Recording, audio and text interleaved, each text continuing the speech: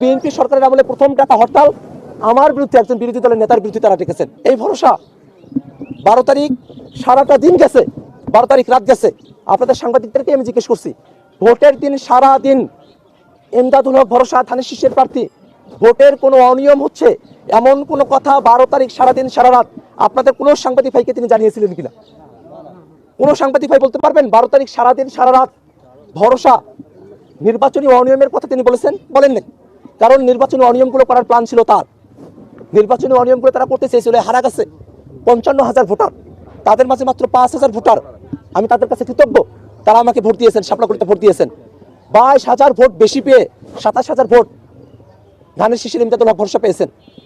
অথচ এই হারা গাছের মানুষদের উপরেই তিনি কি অপূরণীয় অত্যাচার নির্যাতনগুলো তিনি করছেন। মানুষেরা দোকানপাট খুলতে পারছে না। গতকাল সন্ধ্যাবেলা তারা মাইকিং করেছে, হুমকি দিয়েছে কোনো দোকানপাট খোলা যাবে না, কোনো ব্যবসা প্রতিষ্ঠান খোলা যাবে না। মানুষের রুজিতে তারা টান দিয়েছে। একদিকে তারা ফ্যামিলি কার্ডের কথা বলবে, অন্যদিকে অত্যন্ত হাস্যকরভাবে বিরোধী দলের সাংসদের বিরুদ্ধে হরতাল ডেকে, এবং বিএনপি সরকারের আমলে প্রথম ডাকা হরতাল আমার বিরুদ্ধে একজন বিরোধী দলের নেতার বিরুদ্ধে তারা ডেকেছেন। হাস্যকরভাবে তারা এই হরতালটা তারা ডেকেছেন। আজকের দিন তারা হরতাল ডেকেছেন, যদিও পরে প্রত্যাহার করেছেন। কিন্তু এই যে তারা হরতাল ডাকলেন, এটা কোনোভাবে একটা সরকারি দলের চরিত্রের সঙ্গে এটা যায়?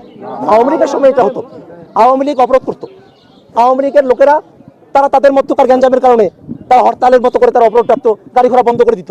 আর এখানে সরকারি দলের প্রার্থী, পরাজিত প্রার্থী, তিনি বিরোধী দলের একজন সংসদ সদস্যের বিরুদ্ধে তিনি হরতাল থেকে বসে আছেন।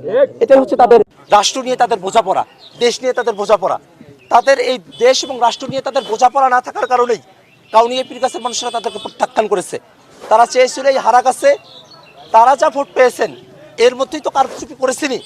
তারা টাকা পয়সা দিয়ে ভোট কেনার চেষ্টা করেছেন, মানুষকে শত শত টাকা তারা দিয়েছেন, হাজার হাজার টাকা তারা দিয়েছেন। তারপরেও মানুষেরা তাদের পক্ষে যায় নাই, কারণ মানুষেরা জানে যে ওই এক রাতের টাকা পয়সা 5 বছর তাদেরকে ভোগাবে। তারা ভোগান্তির মধ্যে পড়তে চান নাই। এই কারণে তারা শাপলাকড়ির বক্তব্যের প্রতি আকৃষ্ট হয়ে তারা শাপলাকড়িতে ভোট দিয়েছেন। এই হারা গাছে তাদের পরিকল্পনা ছিল আরও অন্তত 15 থেকে 20,000 ভোট জাল ভোট মেরে সেগুলোকে ধানের শীষের পক্ষে দেখিয়ে তারা কাউনিয়া পীরগাছায় তাদের যে ভোটের ব্যবধান সেটাকে তারা শূন্যে নামিয়ে নিয়ে এসে তারা বিজয় অর্জন করবেন, এ ধরনের কুটচাল তাদের মধ্যে ছিল। কিন্তু যেহেতু হারা গাছে সেদিন আমি সারাদিন অবস্থান করেছি এবং বিকেলবেলা প্রত্যেকটা কেন্দ্রে কেন্দ্রে গিয়ে কাস্টিং ভোটের হিসেবটুকু শুধু নিয়েছি। সেই সময়টাতে ভরসা ভাই সাথে আমার সাথেই ছিলেন, আমরা একসাথেই গিয়েছি অনেকগুলো কেন্দ্রে। অথচ সেই কেন্দ্র দরদি স্কুল থেকে বের হয়ে এসে দেখি ভরসা ভাই তার গাড়িটা ভাঙ্গা, গ্লাসটা এমনভাবে ভাঙ্গা, ভিতর থেকে ভাঙ্গা, গ্লাসের টুকরোগুলো বাইরের দিকে বেরিয়ে আসে। তার গাড়ির সামনে পুলিশের গাড়ি, পেছনে আর্মির গাড়ি।